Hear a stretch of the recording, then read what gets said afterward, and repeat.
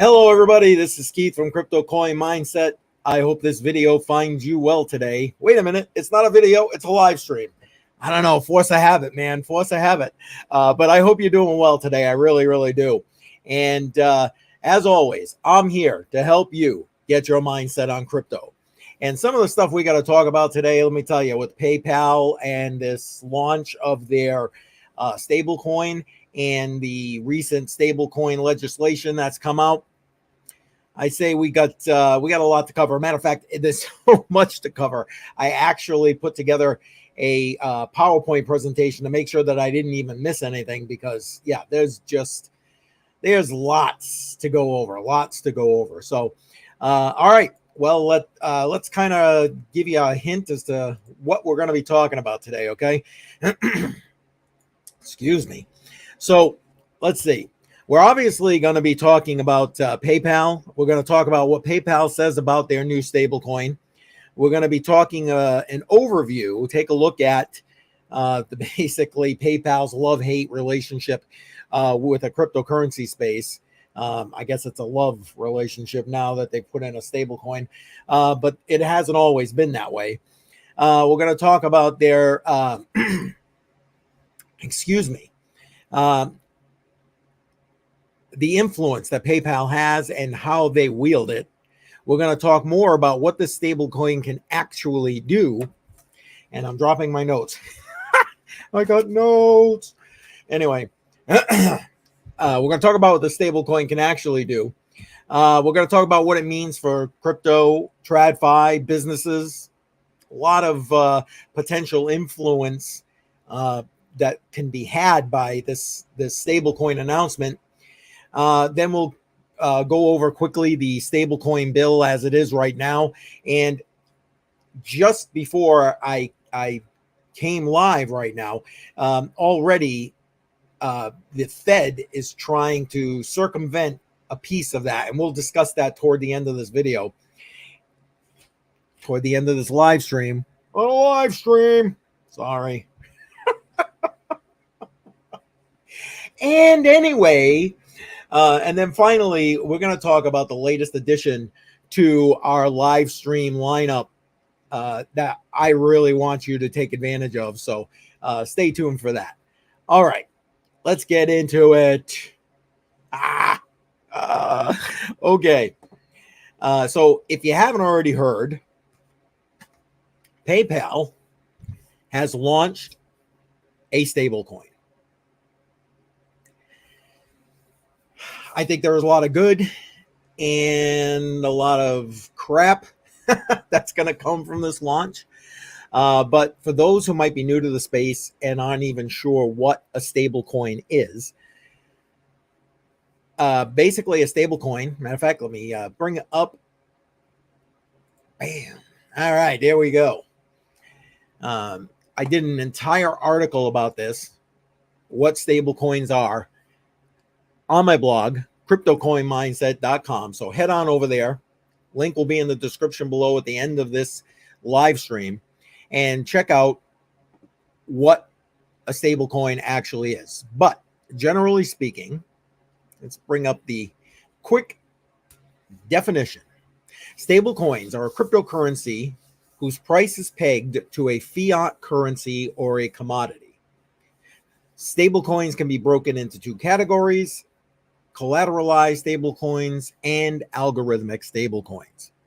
Okay, so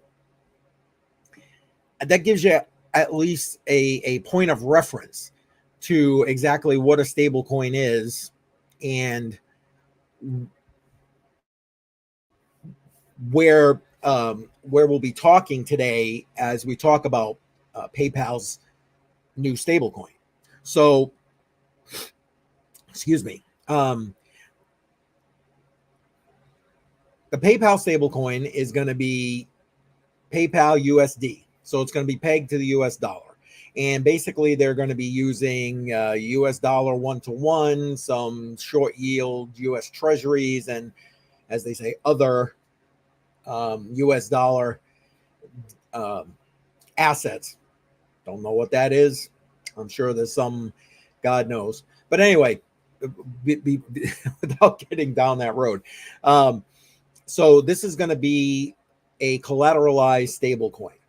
So to take direct aim at things like USDT, so Tether, USDC, etc. Matter of fact, the version of Solidity that they're using, and we're going to talk about this a little bit later, to put this stable coin together is an older version of Solidity that the same that they use for USDC, but not to get too far off track. So that's what we're looking at right now with regard to PayPal's USD stablecoin. So let's bring up hang on one second here while I bring up the announcement. Oops, wrong one. That's for later. Hang on. Let's try this again. See if I can get it right this time. Nobody ever claimed I was good at it. Let's see. Oh, here we go. Bingo. All right. So PayPal launches USD stablecoin PYUSD, pushing crypto payments. I don't know. PayPal has never been completely crypto friendly. Matter of fact, when I first got into crypto, and even prior to that, PayPal was like as anti-crypto as you can be anti-crypto. And I think what they did was they realized that if they don't roll with what's coming, because they thought Bitcoin was just going to go away and crypto would just go away, and in actuality it's just gained adoption. So now they realize that if they don't embrace this technology to whatever degree that they can, they're going to go the way of Blockbuster Video. And not for nothing, that ain't wrong. Frankly, I wouldn't mind seeing PayPal go the way of Blockbuster Video, but I sometimes I digress. Okay, so I put together a live presentation that we'll bring up here so I can hit point for point, because again, there was a lot to unpack with this, so I didn't want to miss any points. So let me bring that up, and we'll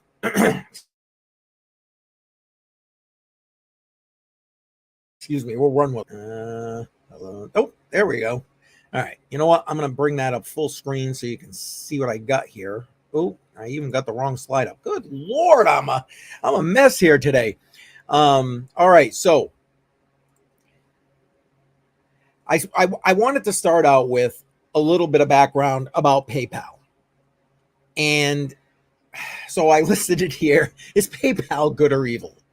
And I've been dealing with PayPal for, like, my goodness, years. I mean, I can't even, it's been a long time. I mean, probably a good 15 years. Because at one point in time, PayPal was it. If you wanted to have any kind of, if you owned a business and you wanted to be able to accept credit card payments and that kind of thing, the only way to really do it was PayPal. And honestly, for the merchant, safest way to do it was probably PayPal. Well, that was unless, of course, you pissed off PayPal, and then they would just freeze your account. And yeah. And so let's touch on some of these points, because I actually hit on that on this first slide. PayPal is not a bank. It's basically a money payment system. That's what it is. Okay, very much like your Venmos, your Cash Apps, etc. So they're not regulated by the same banking regulations as the traditional bank, where you've got your checking account or savings account. And with that thought in mind, like I just mentioned, they can literally freeze your account.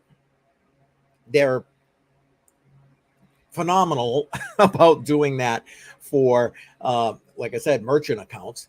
They can reverse transactions, which is one of the nice safety features. If for whatever reason, a vendor doesn't come through with whatever it is that you supposedly purchased. But frankly, you can do that with your credit cards too. But anyway, they can confiscate and wipe out your account. We've all heard the horror stories. If you do any kind of background investigation or just what is PayPal, there are horror stories everywhere. And again, these guys are not banks. So it's not like you have the traditional protections that you would in the US banking system. And then finally, they can fine you $2,500 if you say something that they don't like. That was something that came out, I don't know, it's probably about a year ago now. And guess what? They got a lot of backlash about that, because people are like, who the hell are you to basically tell me you're going to fine my account because I post something on social media you don't like? They pulled it down. They tried to just, quiet everything down for a little while, and then they quietly put that back in. And as far as I know, as of the recording of this live stream, that is still the case. That is still in there. That if you post something, about a politician that they don't like, $2,500 fine for you. They'll take that money right out of your account. What the hell gives them the right? So, I'm sorry. This is PayPal. Yes, they're convenient for sending money. Yes, you can do accept all kinds of payments if you're a merchant. Yes, you can buy cryptocurrencies, certain cryptocurrencies on PayPal. Not that I would suggest you ever buy cryptocurrency on PayPal. Set yourself up with an account on an exchange and go ahead and do it. You're better off on Coinbase or Gemini or Kraken for that matter. Links to all of those will be in the description below. Appreciate the fact that you use them. It helps to support the channel. So anyway, yeah. If you ask me, I'm going to go leaning to the evil side. Okay. Anyway, all right, let's get to the next slide. So what does PayPal say about their stablecoin? Well, it's built on Ethereum, which, you know what? Winner, chicken dinner for that. But it doesn't surprise me that it's built on Ethereum. Since Ethereum has gone from proof of work to proof of stake, you've heard me say it in many videos on multiple live streams. I'm no longer a fan of Ethereum.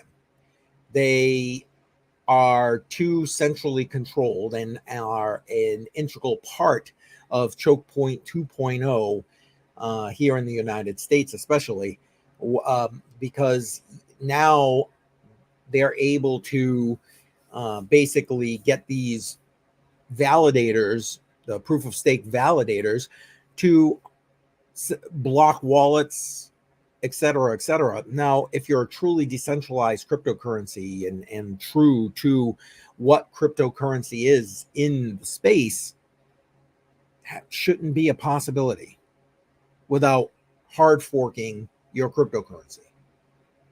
So again, not necessarily a fan of Ethereum, but props for Ethereum. They have definite tentacles,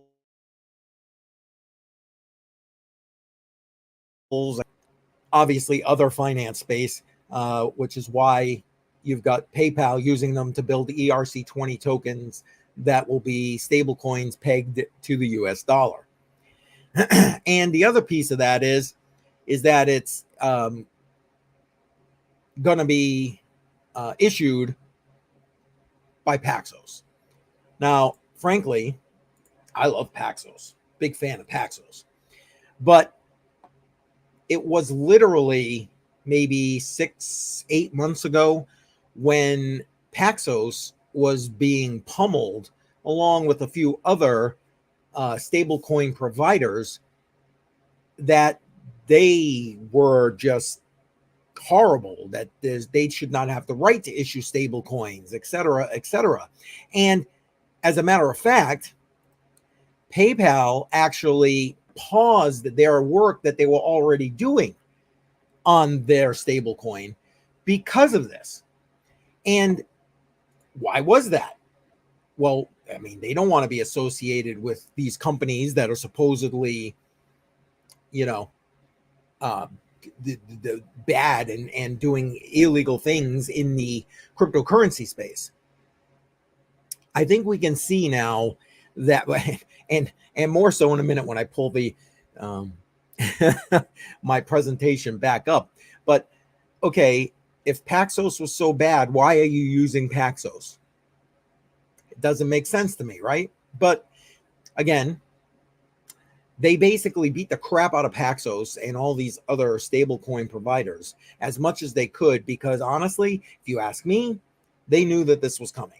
Not to mention there was stablecoin legislation already coming through, and we're going to talk about that again toward the end of this live stream. But let's bring my my presentation back up here just so we can go down the next section. So now the other point they make about, PayPal make about their USD peg stablecoin being better than other stablecoins is because Paxos is regulated by the New York Department of Financial Services. Okay, follow along with me here. If Paxos has their own stablecoin and they're regulated by the NYDFS, and that's what PayPal says gives them the leg up, they're great because Paxos is regulated. Well, then why is Paxos stablecoin not a good stablecoin? But wait, I have another question. Gemini has their own stablecoin, GUSD. They use Paxos to issue that stablecoin. So again, the question is, if Paxos is regulated, shouldn't Gemini dollar be like, you know, yay for Gemini? You would think so, right? You would think so. But yet they've beaten down those two particular USD stablecoins, not they being PayPal, they being regulators. And why? Why would you beat those down and then use the very issuer for something like PayPal's stablecoin? It doesn't make sense to me. And I see a bunch of people jumping into the live stream. Glad to have you. Take a quick second here. Make sure you hit that like button, subscribe if you're new here. Really appreciate it. And don't forget to jump into the live chat. Throw a comment, question, whatever you want in there. We got time at the end. I'll make sure I get to them. Matter of fact, maybe I'll get to them as we go. If you got comments or questions about what I'm going over here, put it in there. All right, super. Let's get back to this. So they say, PayPal says they designed and issued this particular stablecoin to reduce friction for payments in virtual environments. Okay, so they're talking about Web3. If you have any kind of involvement in the crypto, yeah, love live streams. If you have any kind of involvement in the cryptocurrency space, you know that Web3 is the way we're heading. You know, we're coming out of Web 2, where we're at right now. We're heading to Web 3, and you've got businesses and banks and everybody moving into those Web 3 environments. Well, you need Web 3 wallets in order to facilitate payments and movement of assets in those Web 3 designs. So the fact that they created, or they say they created this stablecoin for that reason, okay, I'll give you the props. I'll give it to you, you know. But there are other wallets that do the same thing, just so you know, and you can use other assets in the Web3 environment with these same wallets, like MetaMask, for example. If you have the latest web version of Exodus. Link will be in the description below for that. I just started using that. Honestly, I've used their desktop wallet and their mobile wallet for like ever. Matter of fact, when they only had the desktop wallet, that was my main wallet when I first started, because it had an easy user interface. They had a lot of support for different coins. So, but if you're looking for the Web3 portion of that, and I'll tell you what, I just did a trade with that Web3 wallet, and boy, a lot less in fees, a lot less I had to actually trade in order to make the trade, because sometimes the limits on trades in like the desktop app are much higher. Web3 wallet actually much lower. So if you're interested, like I said, link in the description below. Go ahead and check that out. So Web3 environment, I think winner, chicken dinner. All right. They also said that they built it to facilitate fast transfers. Well, where have we heard that before? Maybe FedNow, which rolled out, what, a couple of weeks ago now? Although, again, we're going to talk a little bit about CBDCs shortly. But this, well, I don't want to jump ahead. I don't want to jump ahead. They also did it to conduct, allow people to conduct international payments. And let me get my head out of the screen here so we can start to see this other piece. In fact, it looks like I'm blocking it with the banner. Hold on. We'll cut that out for a second. To foster continued expansion into digital assets. Well, again, why is that they want to foster like adoption of crypto? You think they're worried about like going the way of Blockbuster Video? Of course they are. Of course they are. Not to mention they realize that, you know what, this is by providing stablecoin and these other crypto transactions and access to other cryptocurrencies. They also realize that, hey, this is a money-making opportunity, right? I mean, fees, etc., right? So there you are. Let's get back to my presentation. Sorry, I like I said, I did the presentation so I wouldn't get off track, and I'm getting off track. All right, so let's get back to it. So the next page on my presentation. All right. So why PayPal created the stablecoin? We started on that, but they want to be able to what you'll be able to do with it. So you'll be able to transfer their PYUSD to any PayPal customer. So anybody on PayPal, once this rolls out, and by the way, this is only rolling out in the United States to start with. So be aware of that if you're watching from somewhere else in the world. Sorry, needed a sip of my coffee. Anyway, so you'll be able to go from your PayPal account to another PayPal account. You'll also be able to send this stable coin to any compatible wallet. So in this case, it's an ERC20 token, so an ETH-based wallet. Now, I would think that PayPal will be smart enough to make sure that the payment rails for their USD stablecoin here will eventually be able to go on other networks like Polygon, for example. So where the fees are a lot cheaper, I mean, and they'll gain access to more customers potentially than they will on ETH, because let's be honest, I mean, I tried to, this is so damn high still, even with proof of stake, but let's not get me going. Another reason why I'm not an ETH fan at this point. Anyway, so you'll be able to send individual payments. So payments to like any individual. You'll be able to make purchases. Now, I think that this is an important point to touch on, that the fact that you'll be able to make purchases with this, the merchants that use PayPal, I mean, in full disclosure, I have a couple of different businesses, and for each of those, I have a merchant account with PayPal, and that's on purpose because unfortunately, sometimes in order to facilitate getting certain payments, PayPal's the easiest way to do it, and honestly, the one with the least amount of fees usually in certain circumstances. So the fact that you can make purchases with the stable coin, to me, will eventually allow other merchants to easily, and I'm hoping potentially seamlessly, take stablecoin payments, because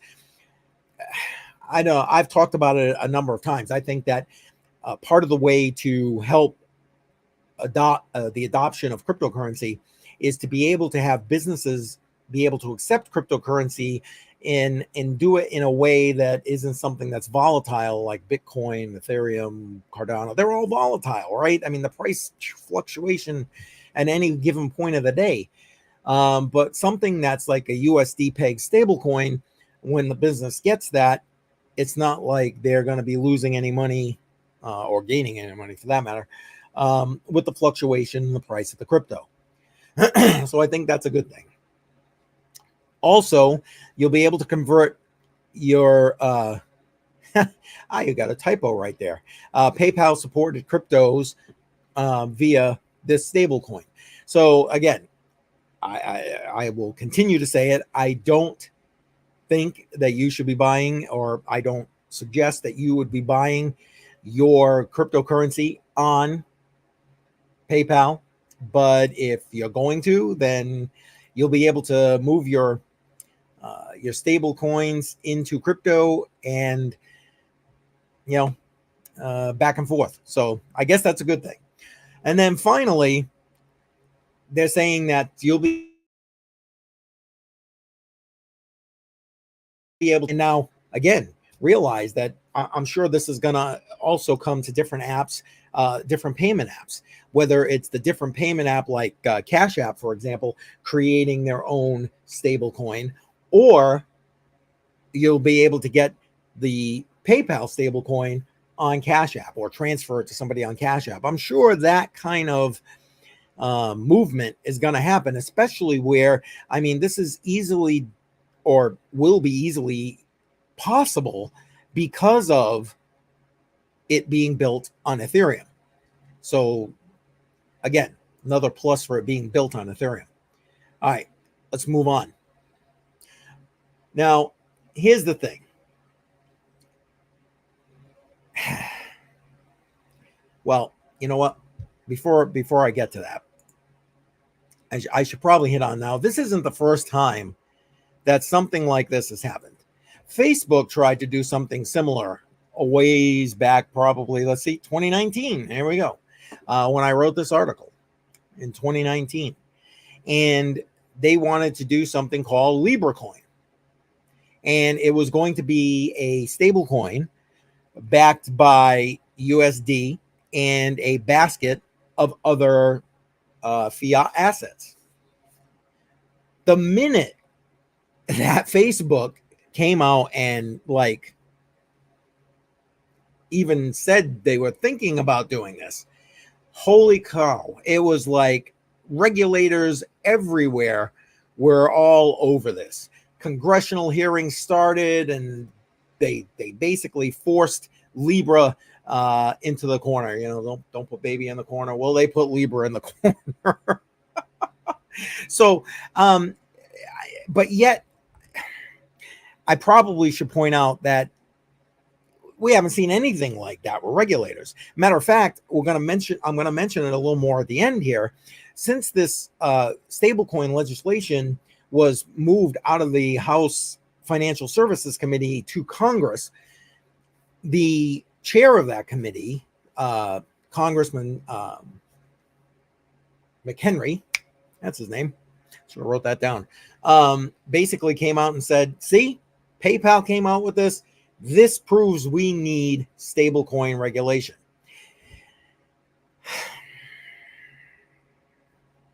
Okay. I don't know. Anyway, I'm trying not to get completely off track here. But the point is that PayPal isn't the first one to try this. And when Facebook tried it, they basically, got, beat on and kicked on and all this other thing. And, with this, well, I guess this idea isn't the first thing, or that not the first time this has been tried. I mean, JP Morgan came out with JPM coin. Now, we haven't heard much about that, what they're doing with it, what the actual use case is it for JPM coin, etc. But the fact is that JB Morgan Chase, again, constantly poo-pooing on cryptocurrency, Bitcoin and the like. And yet, they develop their own JPM coin. I guess the point is, this is coming forward no matter what's going to happen. So I guess PayPal just kind of beat a lot of these people to the punch, if you would. All right. So let's get back on this. My point, so I don't get too far off track. So we heard, I went over what PayPal says about why they built the coin, what PayPal says you'll be able to use the coin for, all that kind of thing. Now, let's take a quick look at what the code actually says about the stable coin. Okay, so according to their code, PayPal will be able to freeze and unfreeze accounts. So these PYUSD accounts will be able to be frozen and unfrozen. The smart contract that they're using will give them the ability to wipe out frozen accounts and burn tokens. Okay, for those who might be new to cryptocurrency, burning a token basically means you take whatever token it is. It's usually an Ethereum token or a token built on Ethereum, but it can be any blockchain. And you send that to a basically dead address, an address that nobody has access to. It's built to just literally dump your coins. And that's called burning your coins, because now you can never access those coins again. So with this current code, the way it is for the stablecoin from PayPal, they will be able to not only wipe out the frozen accounts, but burn the tokens that were in them. So that poses a question. What exactly is going to happen to the money that people bought those tokens with? What's PayPal going to do with that money? It's like, so if for whatever reason, like they do with a merchant account, because they believe you're, I don't know, who knows, you're doing something, or for, they wake up on the wrong side of the keyboard on any given particular day, and they block your account as a merchant or even an individual on PayPal. What stops them from doing the same thing? Click and boom, they're gone. You've lost them all. But they're not going to reimburse you, at least make you whole. Sounds like legalized theft to me. But again, a rabbit hole. I guess you got to trust PayPal. Do you trust PayPal? I wouldn't. All right, let's get back to this. The code, obviously, it's a centralized code. It's going to be controlled by a centralized entity, which is going to be PayPal, obviously. And here's the key with that, though. The supply, so the total supply of PYUSD can be increased at any time and by any amount. Oh boy. PayPal will be able to assign roles to addresses. So they'll basically be able to blacklist an address if they deem it so outside, because remember, you can take these tokens and you can move them to a wallet outside of PayPal, although it looks like the code would still allow them to freeze it and then burn them. But they can assign roles to addresses. The tokens can be reclaimed by their owner, and the smart contract that governs this particular stablecoin can be rewritten at any time. That's scary in and of itself right now. The fact that they can just arbitrarily rewrite the smart contract to do whatever it is that they deem they want to do because they're PayPal. They can do whatever they want is scary. But to me, another alarming piece of this is the fact that it is written in an older version of Solidity. Solidity is the programming language used for Ethereum. And now, in fairness, this older version of Solidity is the same smart contract writing that they use for USDC. Again, not a fan of USDC either, because guess what? They can do all these things with USDC. So again, it's a centralized stablecoin. I don't know, is not what I think cryptocurrency should be. Again, my opinion. All right, well, let me take a minute here. I got a couple of comments here. Well, I appreciate the comment, though I'm not sure USDT 20. I'm not sure what that's all about. I'm thinking it's a spam comment here. So we're going to let that ride. But anyway, so if you're new, hit that like button, hit the subscribe. Appreciate it. Well, you get notified every time I put out a great video. If you're on Facebook or Twitter, you know what to do. Come on. Anyway, so I really appreciate you being here. Keep jumping in here with me. Keep adding comments. Appreciate that. All right. So what is the stablecoin really like? It basically is going to allow PayPal to operate in Web3.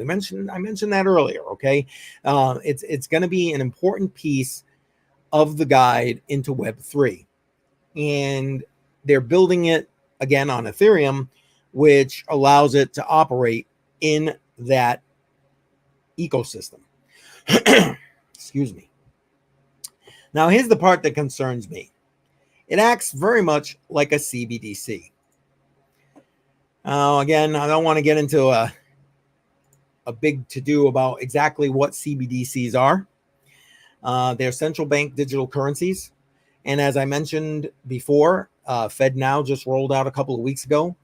I know they're all doing damage control, saying that, FedNow has nothing to do with the CBDC. And I personally don't believe them. I'm sorry. I have no reason to believe them. I think this FedNow is the precursor to what they're going to do with CBDCs in order to try and roll them out to us. So anyway, but if you're interested in learning exactly what a CBDC is, I did a real comprehensive article on my website. Link will be in the description below at the end of this live stream, where you can go ahead and find out exactly what a CBDC is. And some of the, I guess, pluses and minuses of a CBDC. Some of the biggest minuses of those CBDCs is the fact that, you know what? They control them.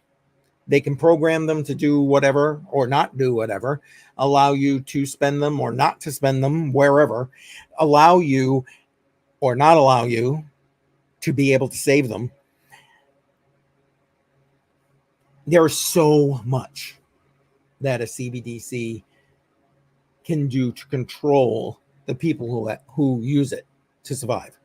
And basically, excuse me, my opinion is that PayPal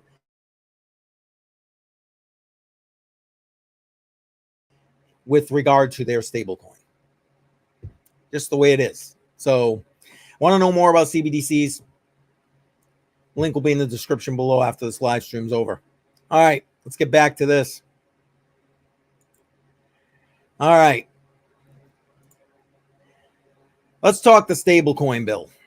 So, I don't know, a few days ago now, like I mentioned earlier, the House Financial Services Committee, which is led by Republicans, forwarded to Congress a bill to start putting out some regulations for stablecoins.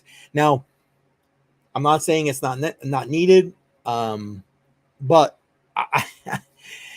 I believe that, as I put in the last part of this, I don't see the stablecoin bill passing through Congress as is. Right now, it's being met with a lot of resistance by Democrats and the White House for many reasons, most of which we're about to talk about, because the bill allows companies like PayPal to create stable coins. It allows them to create them. Here, poof, create a stable coin. You've got the power. So, and then the bill also gives the Fed no authority over stable coins issued with state licenses. Now, this is where I said right before I came on, I just found the latest here. Where is it? Wait, that's not the one. Where was it? Oh, there it is. Just in. So this is like within the last couple of hours. The Fed just released new guidelines and requirements that they are now required to give approval before state banks can issue, hold, or transact crypto stablecoin payments.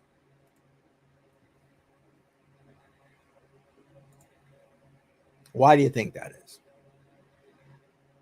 Well, they have to stay relevant, right? They're going to be blockbuster because the world is already beginning to de-dollarize. So unless and until they issue a retail CBDC for the United States, they got no relevance anymore. As we move into this Web3, the Fed has no relevance. It is a relic of an era that is slowly breaking up and fading away. It's going to be a very devastating break to our economy and so on. But anyway, I don't want to get saying, yo, we're still relevant. You got to get approval from us. I don't care what that bill says. So screw you. Ay, good Lord. I don't know. What do you think about that? Jump in the comments. Tell me. All right. Let's get back to what I was doing. And again, I don't really believe that this is going to make it through Congress as is. I really don't. I mean, what bill that ever goes to Congress ever makes it through as is? Everybody's got to put their piece of the pork in there and get what they can get out of it. It's a sucky way our system runs. You've got bills that are named things that they absolutely do not do, and they contain things that have absolutely nothing to do with the bill itself. These earmarks and additions are just the ways and means that our current legislators are fattening their own bank accounts, and frankly, they're friends. The corruption is real, folks. But again, not wanting to get down that road. All right, so let's jump back to this, and we're already like 45 minutes in here, and I'm not even through my presentation. All right, so what are the pros of PayPal putting together this stablecoin? Well, it's going to force other companies, so other payment remitters, such as, like I said, Cash App, etc., to either jump on board with this PayPal USD stablecoin or to follow suit and make their own. So it is going to, all of that will help point number 2, which is bring more adoption to cryptocurrency itself. So the more people are able to function in something that makes it easy. So PayPal, at the end of the day, it's pretty easy to use PayPal. You don't have to worry, although you may have to in order to get this operational. I'm not sure. They haven't specified exactly how they're going to make the wallets work. But the bottom line is, the more people that get exposed to cryptocurrency via these apps that they're already using in the form at this point of a stable coin, the better it's going to be. It's also going to easily allow, as I mentioned earlier, in my opinion, merchants to be able to get involved in crypto. And again, without all the volatility, they'll be able to accept crypto, or in this case, stable coin payments for whatever goods and services it is that they're providing. And they'll have exposure to crypto. So if somebody wants to pay in crypto, they'll be able to do that. And Web3 is the way we're heading. It's going to help businesses be able to migrate and build into Web3. That's the way we're heading, folks. It's just the way it's going. So it only makes sense that PayPal will jump on board with this again if they want to maintain any kind of relevance, much like the Fed going and saying, nope, you got to get permission from us in order to remain relevant. All right, let's talk the cons, because I mean, with everything that's got pros, there are cons. And to me, the biggest con is you've got to trust PayPal. I'm sorry. I don't trust PayPal. I don't deal with them because I have to, not because I trust them, or not because I think that they're the best option. But in order to fully embrace this particular PayPal USD stablecoin, you've got to trust PayPal. The other cons, your accounts can be frozen and your tokens can be burned. And again, there's no, like, what are they going to do with the money after they burn your tokens? They just keep your money to boot? Who the fuck? Sorry. Who the hell are they to keep your money? Again, do you trust PayPal? And last but not least, like I mentioned earlier, this thing acts like a CBDC. CBDCs have more negatives than they do positives. I mean, the only real positives is the fact that you can get money more quickly. Beyond that, the negatives, in my opinion, far outweigh the positives. Just the way it is. All right, that's basically where we are with PayPal, with their USD peg stablecoin, and the current stablecoin legislation that moved out of the House Financial Services Committee to Congress, and is, God knows what's going to happen with that. I think it's going to be DOA, but that's just me. Anywho, so that's going to bring it all together. If you're still here hanging out with me live, really appreciate it. Hit that like button, subscribe. That way you get notified every time I put out a great video, or I come on live. Right now, I come on live every Wednesday, 10 a.m. Eastern Time. And that leads me into my next piece of information. So, what's the next thing coming on CryptoCoinMindSet Live? Well, starting this Friday, and every Friday going on, 7 p.m., to bring in the weekend, we're going to be doing Crypto on the Rocks. So basically, what's going to be Crypto on the Rocks? It's going to be me and you live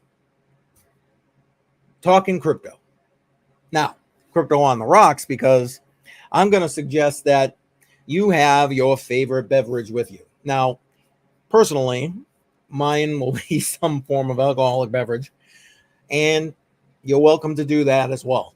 However, it doesn't have to be. It can be your favorite soda, your favorite water. I don't care. Whatever you want. But Crypto on the Rocks is more about being casual, relaxed, and chatting crypto while we sit and enjoy a cold beverage.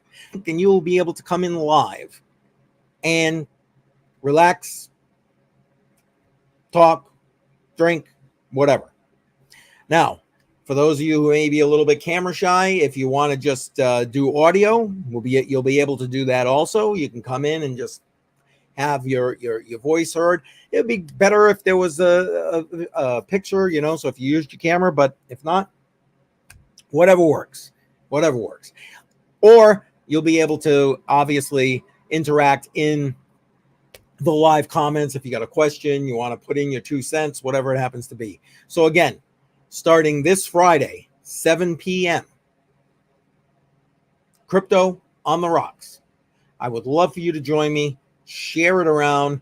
The more, the merrier when it comes to talking cryptocurrency. So I look forward to having you join me for that. That's going to do it.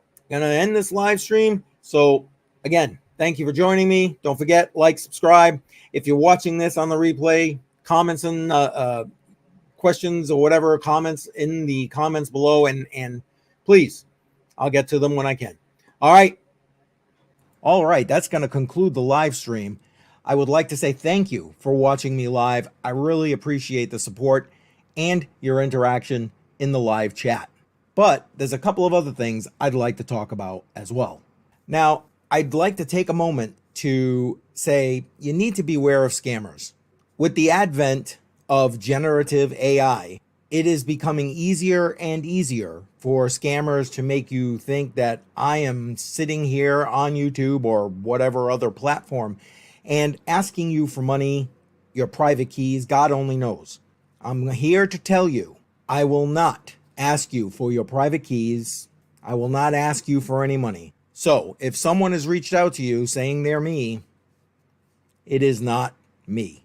Now that we got that unpleasantness out of the way, let's talk about how I can help you.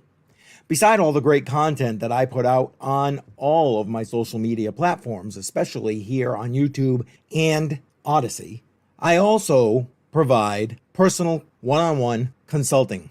I'll put a link in the description below. If you're interested in a personal consultation to help you with whatever it is you're having difficulty with in cryptocurrency, click that link. We'll make it happen. I look forward to being able to help you with whatever it is you need. Remember, I will not provide financial advice. I'm not going to handle your crypto, nothing like that. But if you need help with anything else, feel free to hit that consult button and we'll make it happen. Now, I also have a Telegram channel. There's an open Telegram, which you see here. Link in the description below. Head on over there. I'm posting in there all the time. But I also have a private Telegram. Now, I do charge a small fee for that because you have more direct access to me. So if you have a question, it's a little easier to get that kind of thing answered if it's something simple. Not to mention, I put out different information inside the private Telegram group. Sometimes different trades I'm doing, etc. So you can get a leg up if you're a trader. Links for all that in the description below. Now finally, if you're looking to support the channel, there's a few different ways you can do it. Inside of all the descriptions on my videos, there are a bunch of different links. Some of them are affiliate links. Basically, those affiliate links provide me and my channel with a small compensation if you decide to utilize whatever product or service that I'm promoting there.